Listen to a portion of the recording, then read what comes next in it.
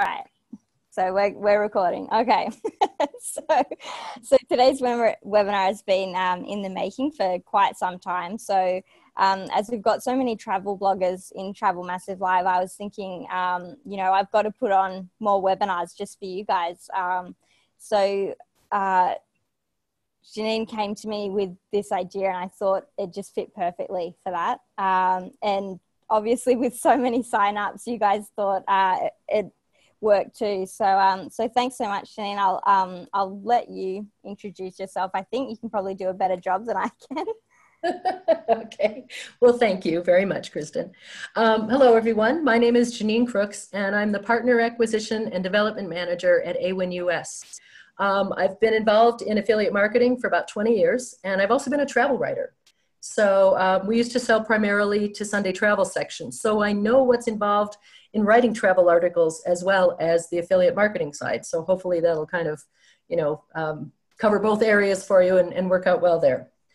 I wanted to just share a little bit of quick information about awin.com, which is the affiliate network I work for. We work with about 13,000 brands around the world, including travel brands like Viator, Lowe's Hotel, TripAdvisor, that sort of thing. So that's the company that I'm coming from. It's given me a good foundation in terms of what we need to do and discuss here. So why don't we get started by quickly reviewing the basics of affiliate marketing. So after you select and join a merchant program, you create trackable links or banner ads via that merchant's affiliate network. That's where you find the creative. You'll place those links on your site, and then when a visitor clicks on that link and goes to the merchant's site, you receive a commission for anything they buy.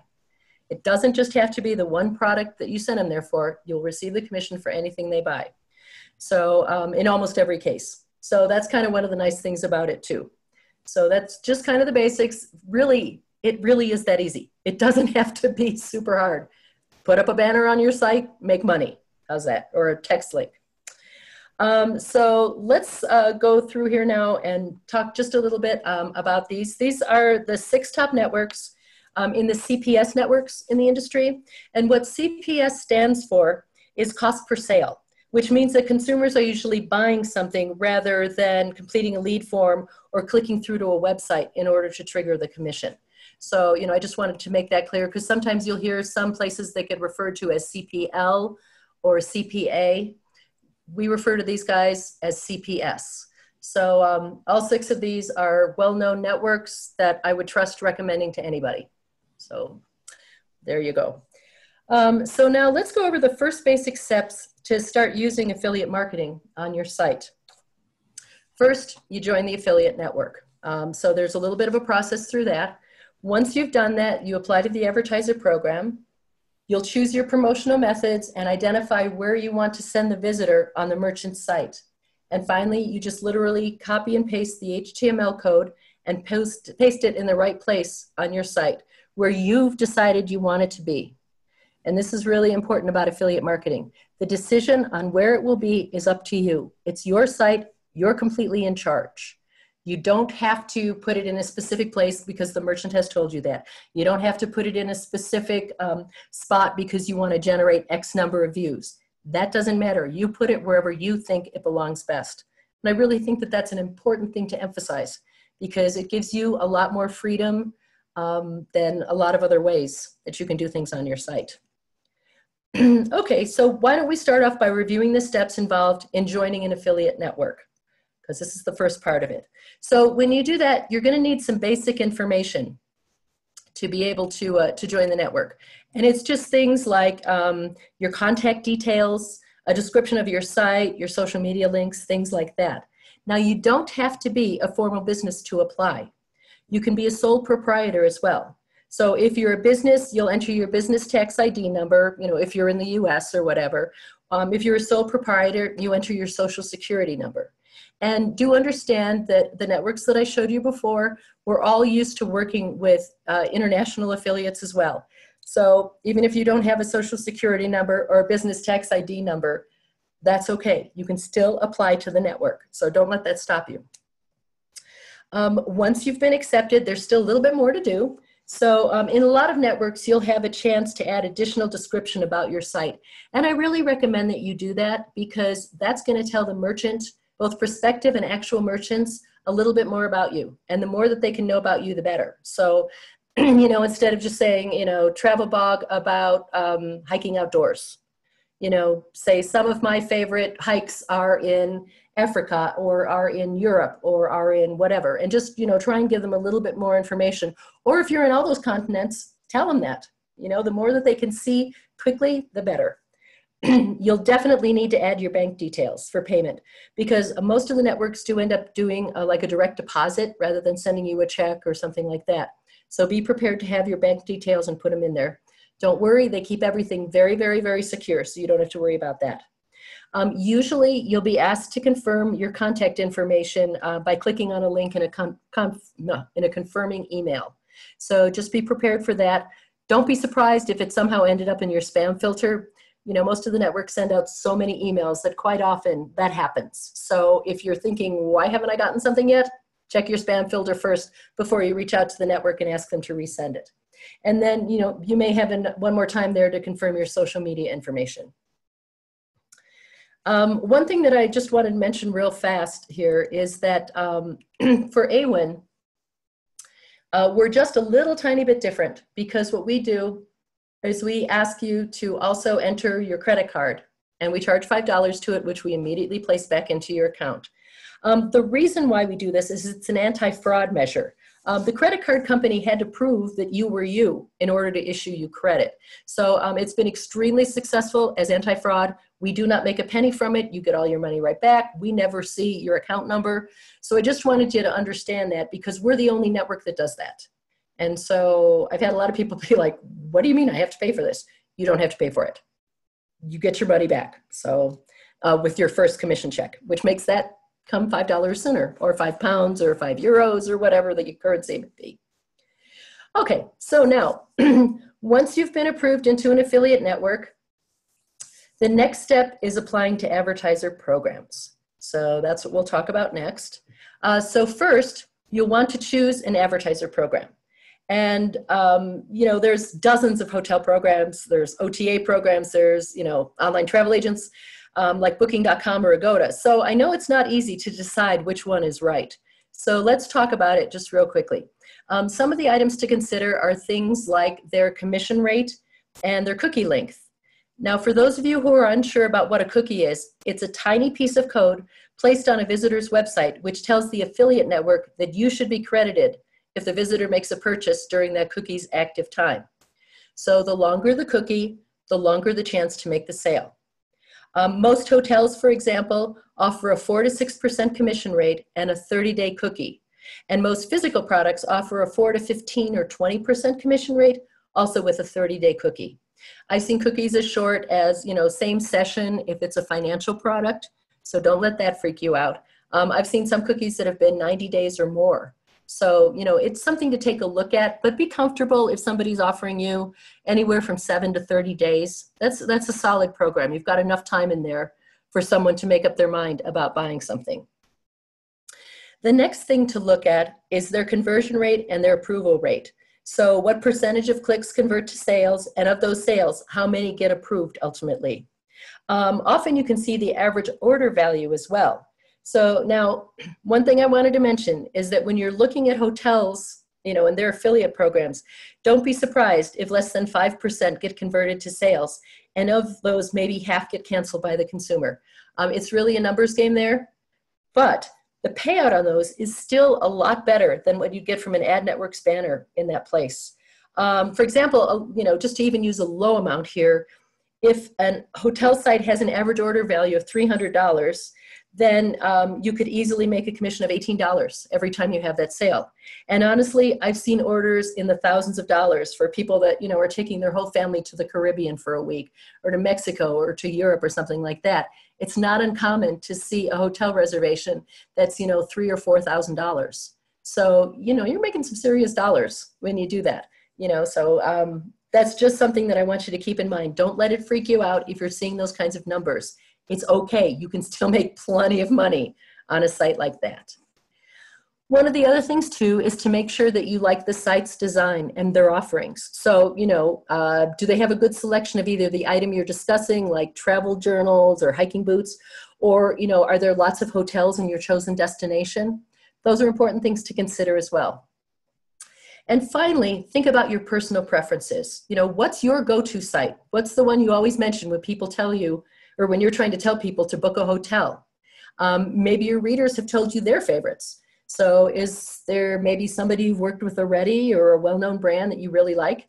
You know, the decision is yours. You get to pick who it is and where they go on your site, and who you're most comfortable with. So, you know, while you're trying to keep things like commission rate and cookie length and conversion rate and things like that in mind, also keep in mind who it is that you're comfortable talking about, because that's going to show in your writing. You know, you're going to be mentioning them again. It's just this time they've got an affiliate link there. So, you know, just be comfortable with who it is that you choose. And the best part about it, I think, is that you aren't locked into just one program. The networks nor the merchants require exclusivity. So you can test multiple programs on your site. If you want to try booking.com in one place and TripAdvisor in another, you can do that. So, you know, it's often a good idea, in fact, to try and test and see who's going to be the most successful as you do stuff like that. So don't be afraid to test. So to actually join the program, what you want to do is locate the advertisers program in the network interface. Now, each network does it a little bit differently, but every single network has one place to search for merchants or join merchants or something like that. So that's what it is that you want to be able to see. From there, you'll click on the apply button, and usually the program's terms and conditions will pop up for you to review one last time before you complete your application. And it's just to make sure that you know what you can and can't do to promote the merchant. And most of them aren't really scary. It's things like, you know, you can't have porn on your site. You know, most of them don't want you to get too political. You know, things like that. You know, you're not targeting small children with questionable content. And so I think we're pretty safe with just about everybody that's on this show for sure.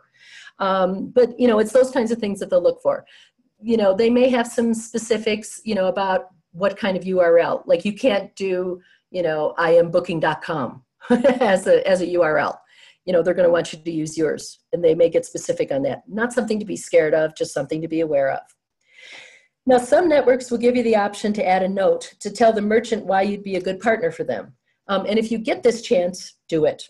The advertisers definitely read these notes when they're reviewing your application, and it's always nice to say why you're applying. So once you've completed everything, click submit, and your application will be moving into pending status. So once the application review process starts, the advertiser will be notified of your application and start reviewing all of your information, including your site, your social media, your traffic volume, your promotional methods. One of the best things about affiliate marketing is that you don't have to have a great deal of traffic to implement it. You know, for most merchants, all you need is to have a functional site that makes sense for whatever their product or service is. So don't feel that you have to wait to start affiliate marketing until you get your numbers up. You don't have to.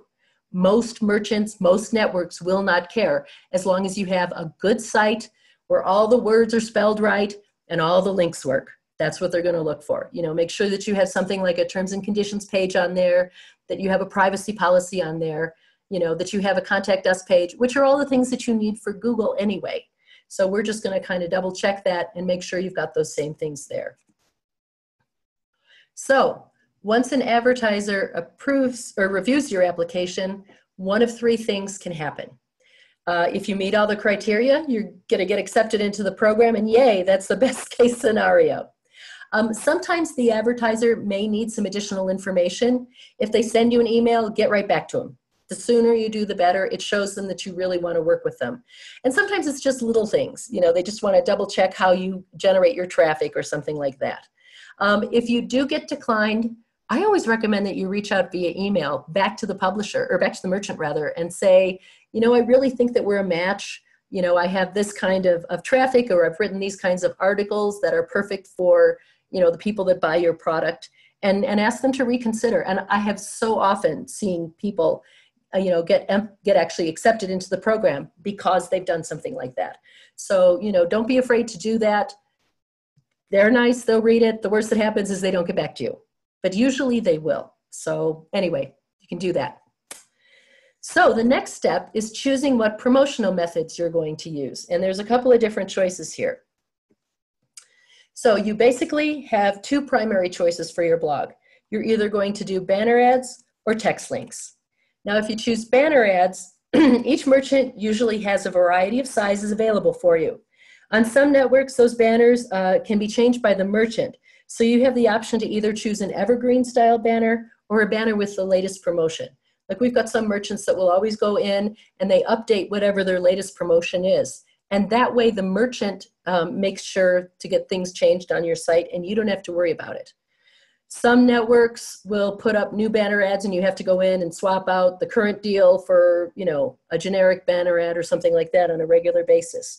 Now, I'm sure that there's wonderful software that can handle that for you as well if you want to do it personally, or you can do it manually. It's your call. So just need to find out how the respective network for whoever that merchant is, how they do stuff. The other choice is doing a text link. And so, you know, for a text link, you'll normally be offered a selection of those two in the creative section of their interface. And each will probably go to a different place on the merchant's website. Now, it usually will come with some sort of text, which you may or may not love. And if it doesn't make sense, usually you can change those words and the merchant isn't going to care, as long as you don't stray too far from their recommendation. Like, you know, if you're sending somebody to a website for ski boots, don't say, "Aren't these sandals lovely?" It's pretty self-explanatory. Now, I know that a lot of bloggers think that affiliate marketing means putting up a banner ad. But in truth, you're going to make a lot more money if you insert text links which point to a specific place on the merchant's site. These types of links, which we call deep links, actually make it easy for consumers to purchase whatever you've just talked about. I think of it as a service for your readers because they don't have to hunt all over the internet to find exactly what you were discussing. Let's talk a little bit more about deep links. Each network has a place on their interface that's going to be a way for you to create a deep link that will point to the exact page you want on the merchant's site. So once the link has been created, you can just copy and paste it into the right spot on your site and make it easy for your readers. So just to tell you, I mean, basically the way the functionality works is when you find wherever that link builder is on your merchant site, you usually choose who the merchant is. I'm sorry, on the network site. You choose who your merchant is, and then you will go to the URL that you want to be the destination URL and copy and paste that into the interface. And then the network will have something that automatically creates that deep link for you. And that's what you copy and paste into your website. So you don't have to try and worry about how do I add my ID or anything like that. The system will create all of that for you. And some of the networks even have a way to link shorten it. So, you know, so that it's just a little bit.ly link or something like that instead of, you know, War and Peace text. So there's, you know, a lot of good things that are in place for you to do it. But I mean, you know, if you think about it, you know, this is an example that I tried to include on this slide. So following the suggestion of our guidebook on Bangkok, we headed straight for the best meal in town. Guidebook on Bangkok pointed directly to this page. So it's very easy for somebody to go buy that particular book because they just clicked on it and they were right there. They didn't have to go hunting for the book. Deep links are powerful. So because deep links are so powerful, I wanted to talk a little bit about some of the some ideas of things that you can deep link to. Now, most travel bloggers tend to focus on things like hotels or airlines or tour operators and OTAs. But don't forget, there are lots of affiliate programs for things like trains and rental cars. Like, you know, Eurail has a program. I'm not sure if Amtrak does, but Eurail does for sure. There's things like airport parking. There's local transportation or destination transportation. So there's a lot of different things that you can do to point links to. In addition to that, say you're blogging about being outdoors. So don't forget things like bicycles or hiking boots. Drones are hugely popular. Oh my gosh, we've got a drone program. I can't even tell you how much it makes. And especially around the holidays, oh my goodness, it's a big one. And then of course, things like cameras, you know, cameras and all of their accessories, you know, cases, flashes, even customized camera strips. You know, every traveler needs them, so take full advantage of that. And then while most travel bloggers also can plan a local excursion in like a minute or two, a lot of people that are going to go take that trip, they just don't have the same talents that we do. So doing things like local tours are very popular for folks who haven't mastered that skill. But also think about things like local event tickets to concerts or maybe museums. You can get affiliate programs for tickets to comedy clubs, to the theater, to sporting events. You know, there's ticket resellers like StubHub, you know, and they've got tickets to everything, everywhere. You know, those kinds of things are huge. And quite honestly, the biggest affiliate commission that I ever saw was a $60,000 sale to a college bowl game. It was for an alumni booster club who had been waiting forever for their team to finally make a bowl game, and they had saved their pennies. $60,000. The commission on it was over $5,000. So don't discount what you can make from event tickets, especially things like sporting events. Clothing can also be extremely popular. So, you know, it's a new ski jacket if you're going to some place where it's winter, a new bathing suit if you're going to the Bahamas. You can even talk about things like new gowns or jewelry or something if there's a special dinner that you've talked about, or maybe a hat to keep the sun out of your eyes. We have one affiliate program that is only about hats. Hey, it works. It sells well. So, you know, always think of this. What were you glad that you took along on the trip so that you were dressed perfectly for it? Don't forget to suggest it to your readers too, and put in an affiliate link while you're at it. Let your imagination wander a little bit too. So sites like Etsy are huge for travel bloggers. They've got things like travel journals and custom luggage tags, but then they've also got, you know, things like matching t-shirts. And I've seen family reunions where every member of the family had a matching t-shirt, all ordered on Etsy. And it was a lovely commission for the travel blogger. The other really good part about sites like Etsy, which are called marketplace sites, is that almost no one can resist buying something when they're on that site. And regardless of whatever they buy, you still earn the commission. So it's a beautiful, beautiful thing.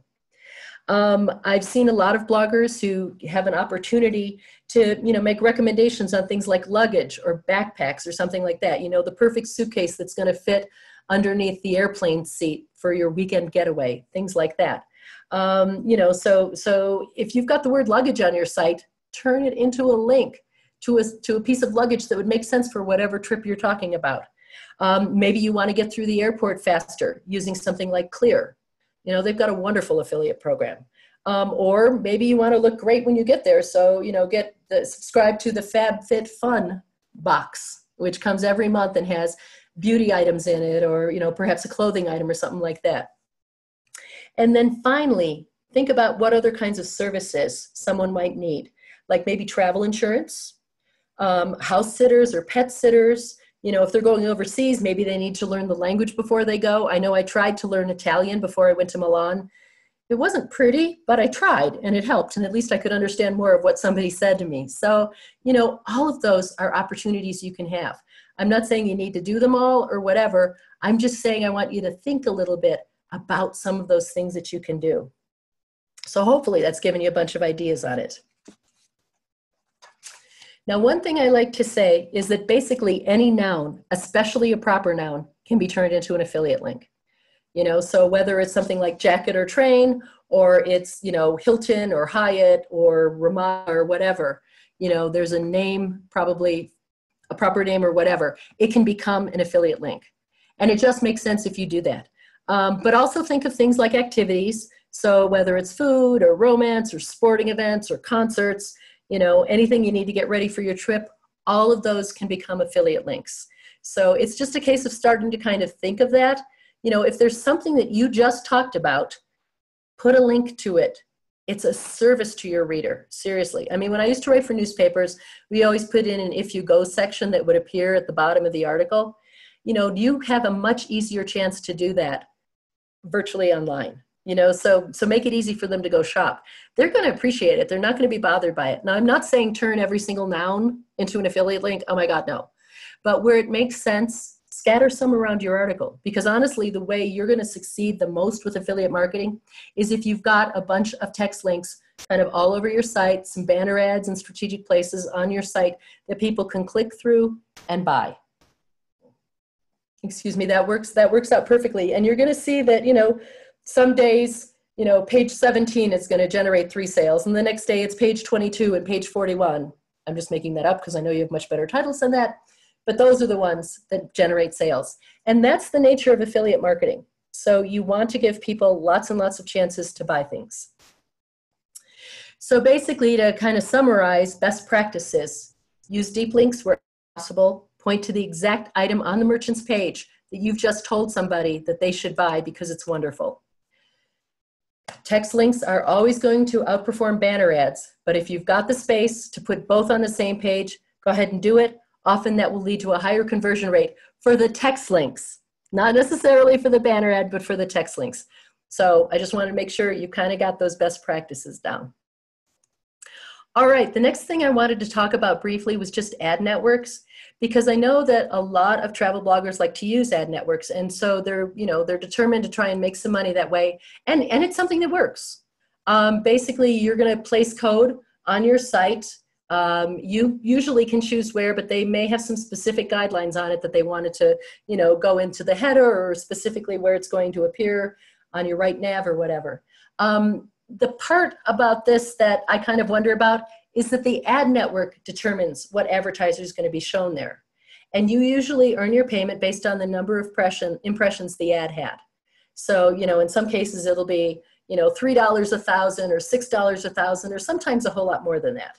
But not as huge. I mean, if you think that you're giving them 1,000 impressions on that, kind of keep track on how many clicks that would have actually been and how many of those clicks would have turned into a sale, and use that to evaluate the guaranteed money of an ad network versus what you might make on affiliate marketing.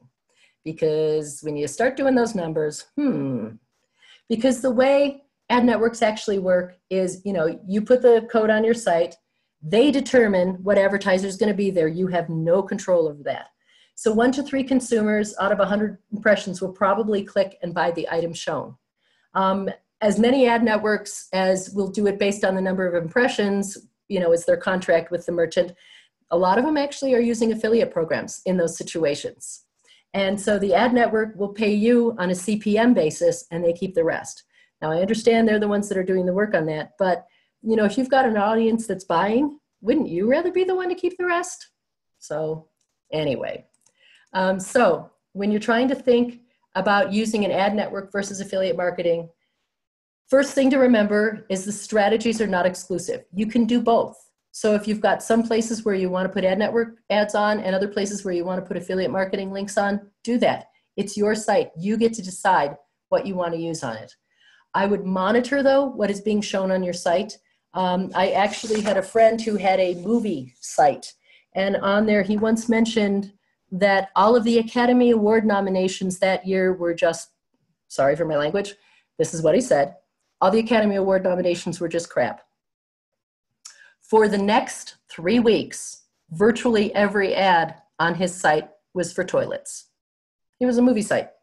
He got toilets because he had used that word, and they were looking for anybody that would use that word because they were desperate to find a place to put up ads for toilets. So monitor what's being shown on your site. And you may see something different than somebody else does based on what kind of cookies are on your computer versus somebody else's computer. So, that might be a time to ask family and friends, what are they seeing? And finally, I would just say test. Test like crazy to make sure that you find the one that's working just right for you. So the important thing that you can do is there's a lot of technologies available to make affiliate marketing easy. And I wanted to talk a little bit about some of those. The first one I wanted to talk about was Bookmarklets. So usually these are some sort of a plugin. I know the one for Awin is a Chrome plugin that you can get and download. And they will usually indicate to you if a program is available on that particular affiliate network. And so in our case, we've got a little green dot that shows up here, like this one did on Lonely Planet, which is one of our merchants. Different ones have different ways of doing it, but a lot of different companies have a way to somehow notify you that it's possible to make an affiliate commission from that merchant that you're on. What they usually will do is also offer you an instant way, if you're already a member of that program, to just copy and paste the link. So it's super fast to be able to do that. You don't have to go in and do the deeplink creator within the network interface. You can just do it this way and just copy and paste from there.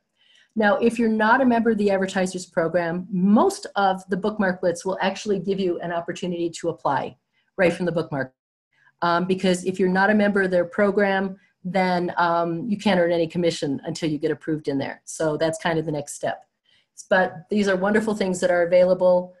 Literally just about every network has one, so it should make it easier for you to be able to pull those deep links. The next thing I wanted to talk about was make a page. This one's available on Share a Sale, and some networks have something like this, others don't. Awin doesn't, Share a Sale does.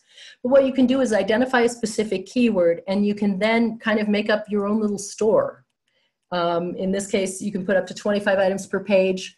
You decide what items are going to go in there, and you can customize it to fit whatever it is on your site. So size-wise, color-wise, all those sorts of things. And basically, once you've created this, it gives you this little tiny strip of code that you just paste wherever you want it to go in on.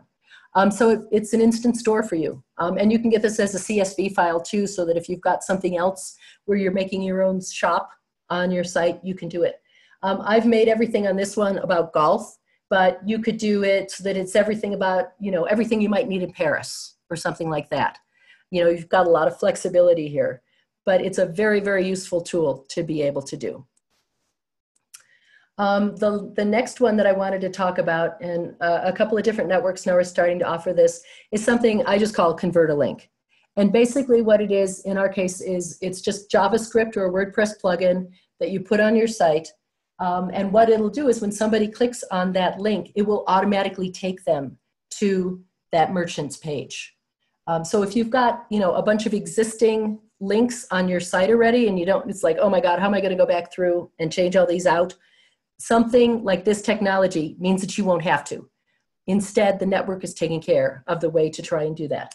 But when the consumer hovers over the link, they usually only see whatever text link you put in. I will tell you that we had someone who had 8,000 links to Etsy.com. She was a wedding blogger. And she was horrified that she might have to go back and change all of those in order to make money when Etsy finally started their affiliate program. She put in Convert a Link that fast.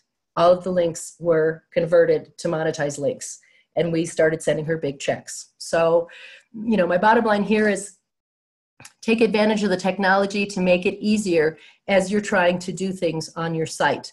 There's all sorts of different things that are available. Every network has their group of tools. Make sure to check them out and see what you've got that you can use on there. And, you know, the fact of the matter is you're probably not going to be on just one network. So some tools may work with some merchants and not with others. It's going to be something that you'll just kind of need to pay attention to. I would say only join 1 or 2 networks to start. And then as you become more comfortable, you can add additional networks or additional merchants. So next step, we want to talk a little bit about cross-device tracking, which is one of the most beautiful things for content publishers such as yourselves. Because what cross-device tracking does is it follows the consumer's click from device to device. So, you know, especially for content publishers, most people begin their search, their shopping journey on a mobile device. They're on their phone and they're reading your post, and, you know, all of a sudden they come to something that talks about a piece of luggage and they click on it, you know. Well, wherever they click on it, if they're on their phone, the cookie drops on their phone. And for someone that doesn't have cross-device tracking, the cookie is still on their phone. But maybe later on that day, they go and they buy it from their laptop, or they buy it from their gaming device or their iPad or whatever. If there's no cross-device tracking, you don't get credit for the sale. With cross-device tracking, we follow the purchase all along from device to device, and you still receive the commission that you justly earned. And so it's a huge deal to do it. To make you comfortable with it, no personally identifiable information is captured. You know, so with everything going on with GDPR and stuff like that, you don't need to be all worried about it. We had long since figured out how to do all this. And, you know, the networks, just as an FYI, because I know we're going to have some people that are in Europe and also some people in the US and other countries that get traffic from outside of their country, from Europe. Everybody got prepared for GDPR and have different ways of addressing it, but everybody at least did something. You're not just stuck hanging there. So you can reach out to your network and find out how to do that. Sorry, I had to toss in the GDPR thing. So to talk a little bit now about why cross-device tracking matters, here's some numbers. 67% of e-commerce journeys are made on multiple devices. People don't stay just on their phones. 10 to 15% of the sales for each client that we studied involve cross-device tracking. The sales amount tended to increase for publishers, anywhere from 19 to 25% there. So that meant that they were making more money. And in addition to that, anywhere from 14% more sales tracked just within the first 24 hours because of cross-device tracking. So for all those people that buy within that first 24 hours, they change devices anyway. And 50% of them would actually change devices during the additional 30 days. So you have a lot of chances to make a lot more money. How much more money, you may ask? Let me show you what happened in 2016, which was the first year that we offered cross-device tracking. There were 630,000 transactions involving more than one device. $2.6 million in additional commission was generated on 63.9 million in sales. We had 2,900 more publishers who earned a commission because of cross-device tracking, and 1,200 advertisers who tracked an additional sale because it went across multiple devices. You know, that's the reality of our lives now. People start everything on their phones, but they don't necessarily finish on it. They may or may not enjoy shopping on their little tiny phone screen. They want a big screen to complete it. Cross-device tracking is what's going to enable you to do that. Many networks are offering it now. Each one usually does it a little bit differently, but you know, you can see what their things are in the way that they do it. But anyway, that's what cross-device tracking is and why it's so important to you. One of the things that I've seen with a lot of bloggers is they will just say, let's just do Amazon. You know, they sell everything. So I wanted to take a few minutes to kind of just educate you on whether or not Amazon is a good choice. So, you know, a lot of the things that I've heard is Amazon sells everything. Pulling links is so easy from them. Maybe someone will buy more. You know, I've only got to log into one dashboard and they have free shipping because I have Amazon Prime, and everyone loves Amazon. Okay, now let's get to the reality on that. The truth of the matter is many companies, especially specialty companies, won't work with Amazon. A lot of my merchants do not work with Amazon. Amazon beats them up as far as what prices it's going to be. And for some guys, they just don't have that kind of margin to give Amazon the super discount that Amazon is expecting. And they've got products that are nicer than what you're going to find on Amazon. You know, I showed you the Bookmarklet. Other companies have the same tools to easily pull links. That's not a good excuse. You know, when you're saying that people will buy more, most of the times when you hear those stories about people, you know, they went to Amazon via my link and they were going to buy this toy for their child, but they also bought a set of snow tires. Most of that stuff happens as you're heading towards the end of the year holidays. You're not going to have as many people buying a set of snow tires in June or July. They're going to go, they're going to buy whatever the one thing was that they saw, and probably not anything else. Unless they're heavy users on Amazon, you don't always get those people coming through a blog. They go straight to Amazon. They forget about you. Each network only has one dashboard, and if you think about it, you could be working with 30 different merchants on one network and still only log into one dashboard and have everything summarized in one place. We just talked about cross-device tracking. Amazon does not offer that. They are single device tracking. So if somebody finds your website, finds your blog on their phone, and later goes to their desktop to complete, you know, purchasing whatever it was that they put in their basket, your cookie doesn't follow them. You do not get credit for that sale. Everyone doesn't love Amazon, honestly. They make me crazy. They make me crazy. But anyway, few more details that I think are really important to emphasize. Before we talked about cookie length, Amazon has a one-day cookie. So if somebody doesn't buy something within 24 hours, you will not earn the commission. And if you've got something that's not an impulse item, if you've got, you know, something that's a bit more expensive that people are going to have to think about to buy, they'll probably have clicked through from your link and seen it on Amazon and then go straight back to Amazon to buy it. And you don't get credit for that. So if you're already using Amazon and you're wondering why some of your conversion rates aren't great, that could be why. They tend to do a lot less margin, lower commissions than kind of anybody else. So, you know, one example that I wanted to use here was Lonely Planet Books. If you're on Amazon, you get a 4.5% commission. If you do them through an affiliate network, it's a 30-day cookie and a 15% commission. I mean, that's almost 4 times the same amount of money for selling the same book.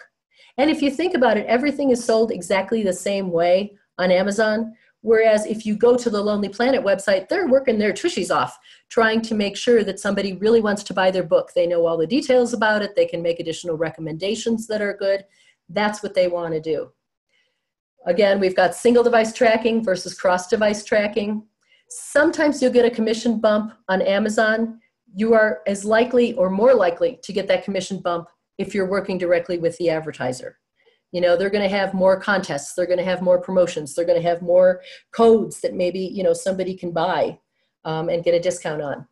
You are not going to get a free product or a sponsored post from Amazon. It just doesn't work that way. They do not do that. They are not interested in that. But from other advertisers, you could get product. You could get a sponsored post. So, those are all just the kinds of things I want you to think about. That's fine. If Amazon works for you, God bless. By all means, do that. But if you think maybe you could make some more sales, test it. That's the smartest thing you can do, is just try and test it and see if there isn't a way to try and get more by doing it that way. All right. Now, one of the things, though, that's very important to keep in mind is compliance and disclosure. This part here, I'm talking a lot about what it is for the FTC, which is primarily for US bloggers, or if you've got a traffic coming to your site from the US, the FTC expects you to honor these guidelines as well.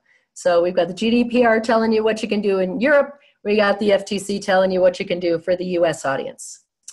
So I just want to go over these guidelines kind of quickly, but they must be truthful and not misleading, whatever it is that you're saying about something. If you're doing a testimonial or an endorsement, it's got to be the typical consumer experience. So if you're saying, oh, this was just the best time, I got to pet the bird that was being held up in the zoo. If you got to pet the bird because they knew you were the travel writer and they called you up to do it, you need to say, they selected me, knowing I was there writing about an article. Because the other 90 people in the audience aren't going to have that same typical consumer experience. If there's something where there's results like, weight loss or whatever, if you're talking about food or something like that, they have to be generally expected results. And if you are a paid blogger or an influencer or a reviewer and you make a false claim, you literally can be liable for that. As in they can come after you, and they've got quite an assortment of penalties that they can do. So just keep it honest, that's all. What I wanted to give you kind of as far as disclosure guidelines. So things must be clear and conspicuously disclosed. So the FTC defines clear as plain English, not legalese, as close to the claim as possible. So, it's supposed to be right before the first affiliate link. So whether that's like right underneath your header, you can just stick in the little, this link, this post may contain affiliate links. They don't want you to put it in other places. They want it to be as close there as possible. The language must be understandable by the reasonable consumer. Especially what they mean about that is that if you just say this post may contain affiliate links, most people don't know what affiliate links are. Seriously, they think of them as having a different meaning. We'll cover that in a few minutes. They don't want you to have any links between the disclosure and the claim, so they don't want it to be at the end of the post or in the sidebar or a link to a separate page on your site. They want it to be on the page that the affiliate link is on. And one of the reasons, too, why they want it beforehand is if you think about it, when you go on mobile, a lot of times when things adjust, stuff that's in your sidebar gets pushed to the bottom. And the FTC wants to make sure that the person's going to be able to read this before they try and go to a link to click on it. If you're doing something in social media, hashtag ad is the right thing to have before the affiliate links. Their other thing is conspicuous. They want it to be visible and prominent so that it's unavoidable. So that no matter what, if you are reading the article, you've had no choice but to see the disclosure before you started getting anywhere near any links. A little bit more on the disclosure guidelines. If there's any kind of a connection between you and the marketer, you've got to disclose it. So if you got a free item, you need to say it was free. If you got cash, you need to say that you were, compensated for visiting there. If there's an in-kind payment, like if it's a free hotel room, you kind of got to say they let me be their guest for the night. Their free guest for the night, or if you're going to receive a commission. The good part is you only have to say it once. You don't have to say it every time you mention the product. And if you bought the item and paid for it yourself, you don't have to say anything unless it's an affiliate link, and you could receive compensation or commission. Finally, the good part is, you have to disclose the material connection. So you can't just say this post contains affiliate links. You have to say something like, this post contains affiliate links. If you click through and purchase something, I may receive payment. So they've got a couple of examples here. I'll let you kind of, just take a look at them fast. But you need to be thorough in what you say. You can't just say it contains affiliate links.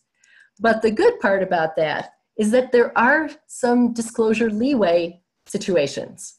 So I wanted to show you a couple of these. These are actual disclosures that some people have used. On the next page there, Kristen. Thank you.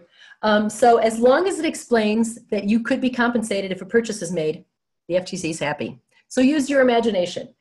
So this post contains affiliate links, which means if you click through and buy something, you could help support my international Starbucks mug collection. You can be a little less funny. It contains affiliate links. If you buy something, I can buy more souvenirs, but the opinions are mine. Or eBags gave me this cool backpack. If you buy one, I might earn some more falafel money. So, you can have some fun with it. I've seen funny ones on barbecue sites and on sites for, kids' toys. You buy something and I get to buy more Lego for my kid. You can have a little bit of fun with it as long as you're disclosing basically that potential compensation is a condition for it because you've got affiliate links.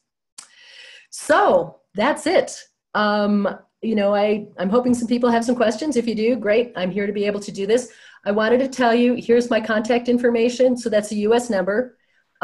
There's my email address. I am happy to answer questions via email. Awin.com is the company that I work for. Now, remember before I talked a little bit about how Awin charges $5 for you to join our network? Because I'm pretty sure the audience that I'm getting to talk to right now, I've got kind of a special deal. I've been given permission to do it. So if you wanted to email me your blog URL and say that you would like to get a one-time code to join Awin, I would be happy to send that to you. So send me the email. You can't just send it to inquiries@awin.com. You need to send it to me and the URL of your site because I do have to take a look at it and test some things. But if you do that, I will do my best to provide a one-time code to you so you can join as my guest. So that's everything from me. Thank you so much, everybody. And now if there's any questions, I'm happy to answer them. Great. Thanks so much, Janine. So we'll start taking questions now. So guys, just to do that, you just need to click on the participants button at the bottom of your screen there, and then clicking to raise your hand over on the right. That way I can unmute you and you can ask Janine your questions. So I'm glad, Janine, you answered. I was going to actually ask you about the cross-device stuff and the GDPR because we've been talking a lot about the GDPR lately. So that was fantastic that you answered that ahead of time. You knew it was coming. You knew. Oh yeah, it's affected a lot of people. It's affected us as a network. It's been interesting to kind of see how each network has made their own decisions in terms of how they respond to it. We made a choice as far as how we handle the information and tried to take on kind of more of the responsibility because that's our job, so we did it. But each network had to do whatever they thought was right for them. And just try and make sure that we can take good care of our publishers and our merchants. That's our bottom line job, every single network. Yeah, absolutely. Okay, so it looks like we've got a question from, Frankie. And you've just disappeared, Frankie. Hang on a second. Do you maybe not have that question anymore? Or I'll unmute you anyway and see if you've got something to say. Hi, Frankie. Hi, Frankie. No, maybe not. That's okay. So yeah, there's things like that. Hopefully I was able to kind of explain that that it's not hard to do affiliate marketing. I know a lot of people seem intimidated by it. They can be intimidated by the interface, and it's just a case of kind of getting used to it and seeing how to pull those links and putting them into your site. But to me, that's the beauty of affiliate marketing is you are, it's your site. We recognize that as a network. You decide what's going to go where. And that's just golden to me, instead of it having it dictated to you because, I've had sites and my husband's building a new one right now, and he knows what he wants to put where, you know, so anyway. Yeah, absolutely. I think, I mean, I know quite a few bloggers myself that have had a lot of success with affiliate marketing. So it looks like we don't have any questions. So Oh, good. I told you everything. yeah. So if you guys do think of something later, or you know, you just want to get that link to Awin, do we? No. Okay. Sorry. I thought maybe we had a question. So no, there's somebody who is very, very, very efficient, and I just had my first request for a one-time code for her to be my guest. So yay, you! I am very impressed, and I will get that out to you. Excellent. Glad to hear it. The webinar is working. Okay. We've got a question from Tammy. Tammy, great. Hi, so sorry about coming in so late to ask this question, but I missed the first slide where you had the 6 examples. The 6 different networks, you mean? Correct. Okay, so I can just kind of list them for you quickly if you'd like. So it was Awin, AWIN, Share a Sale, Link Connector, Conversant by CJ. I just call him CJ for short. Rakuten, which used to be known as LinkShare, and then AvantLink, AVANTLINK. All of those networks know how to do things right. And I'm a trainer. I teach travel safety and internet safety, and I'll tell you, you are amazing. You did a marvelous job. Well, thank you so much. I really appreciate that. I'm so glad you enjoyed it. That was my goal. So thank you. Thanks, Tammy. Yeah, I very much agree. Great webinar, Janine. So yeah, but for anybody else that did miss a bit at the start, or you got cut off or anything like that, the webinar has been recorded, and I'll be sharing it with everybody who signed up later on today once it gets up on the blog. And again, if you have any questions or just want to get that link, then Janine's email is up on the screen. If you want to ask me anything, my email is kirsty@travelmassive.com. And as usual, we've got lots more events like this lined up at the moment, and more coming. So make sure to sign up for those too. And I hope to see all of your names pop up at the next one. So thanks so much, everyone. And thanks again, Janine, for the fantastic webinar. We all really appreciate it. I think you've noticed. So thanks, everyone, and see you next time.